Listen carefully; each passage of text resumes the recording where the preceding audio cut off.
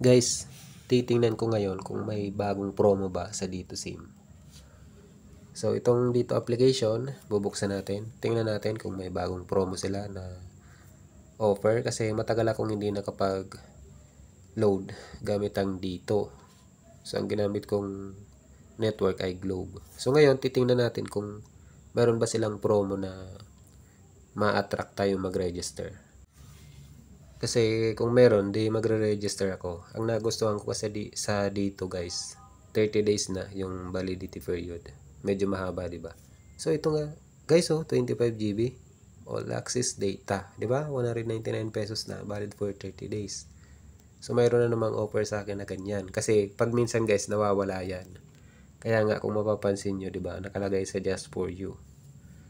So, mukhang mapapa-register ulit ako. Kasi para sa akin, sulit na yung 25 GB na 199 pesos. Pero pang 30 days na, guys.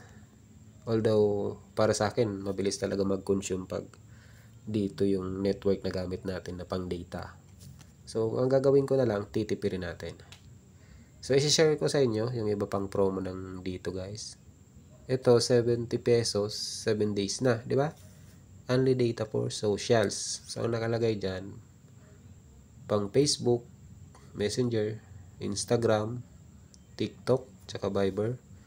At meron pang isang social media platform. Ito naman, 12 GB, 15 days, 99. Pwede na rin. Hanap tayo ng iba pang promo na pwede kong ma-share sa inyo. Kasi depende sa gusto nyong promo guys, yung hanap nyo, di ba? Ano yung preference nyo na pwede nyong i-register. So, ito 20 GB all access data 199 30 days. Kung available naman sa dito application nyo itong 25 GB all access data, yun na lang ang i-register nyo, di ba? Masulit yun. So, punta tayo sa level up. Yung pang YouTube, 99 pesos, 20 GB. 10 GB yung pang YouTube guys. All access data, 2 GB. So, bali, 12 GB. Ito, 26 GB. Kaya lang, pangit yan. Pang YouTube yung malaki doon na GB. Ito, 109 pesos, 30 days, 16 GB. So, pwede kayo mamili dyan guys kung ano yung gusto nyong promo na kung 5G yung cellphone nyo, di pwede na rin yan. Lalo na itong 129 pesos lang, 20 GB na, di ba? Depende sa gusto nyong promo, guys. Kung naka 5G kayo, pwede na rin yan. Ngayon, dito sa Level Up Socials, 20 pesos lang, pwede ka na mag-register, 2.5 GB pa, di ba? Kung gusto mong pang 3 days, dito ka sa 7 GB total data. Ito yung 7 days, 70 pesos. Yung kanina na only data for socials. Pwede na rin yan. Depende sa gusto mong promo. Kung gusto mong mas matagal guys, ito.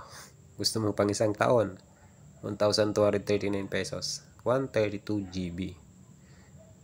Kung gusto mo namang pang 3 months, matagal na rin yan. Di ba? 309 pesos lang. 20 GB all access data. Kung matipid ka naman sa data guys, okay na yan. Parang 100 pesos lang yung budget mo per month. Pero para sa akin, doon ka na lang sa yung promo na 99 pesos lang, 25 GB na, 'di ba? Kung meron din namang offer sa iyo na just for you. So sa only 5G, meron diyan pang 7 days, 299 pesos, only 5G. 10 GB kung 4G yung cellphone mo. Kung gusto mong pang 15 days, itong 499 pesos, 499, only 5G na, 20 GB pang 4G. 30 days, 999 pesos, only 5G. Malaki din yung pang 4G, di ba? 50 GB. So, itong only 5G guys, hindi ko pa nasubukan yan kasi nga, hindi naman ako mahilig magbabad sa data kasi busy. So, hindi ko rin magagamit. Kaya sa akin guys, ang pinakasulit na promo dyan, yung kanina. Yung nasa just for you na offer na 199 pesos lang, 25 GB valid for 30 days. So yun lang guys, pwede kayo mamili dyan sa dito application, yung promo na sa tingin nyo sulit na i-register. So mag-comment po kayo dyan guys kung mayroon kayong maisasuggest na promo, lalo na pang dito. Baka kasi may ibang technique pala sa pag-register. Ako kasi dito sa dito app nagre-register. So sana mag-comment po kayo dyan, mag-suggest kayo ng network na sa tingin nyo sulit na kung magpapalit ng SIM, ano ba yung magandang network? Globe ba yan? TM, Token Text, Smart, o dito na lang sa dito SIM? Kasi ako ang ginagamit ko guys, Globe at dito. Pag minsan Globe, pag minsan dito. Kung gusto kong medyo matagal, 30 days dito. Kaya lang, medyo mahina yung connection. Kaya madalas sa Globe ako nagre-register. So yun lang guys, na-share ko lang po sa inyo. Salamat po sa inyong panonood.